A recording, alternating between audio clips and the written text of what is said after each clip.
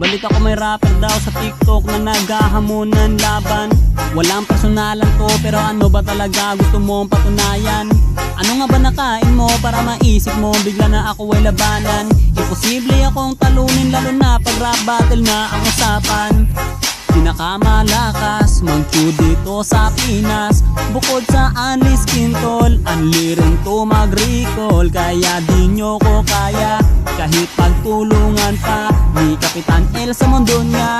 Kayo'y mapapaluhod sa harapan ng tunay na rapper na hinamon mo ng battle sa paligsahan ng rap. Pagkatalo mo'y masaklap, ngayon matutong kumilala, di may kukumpara.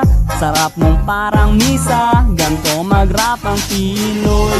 Oy, oy, oy, oy,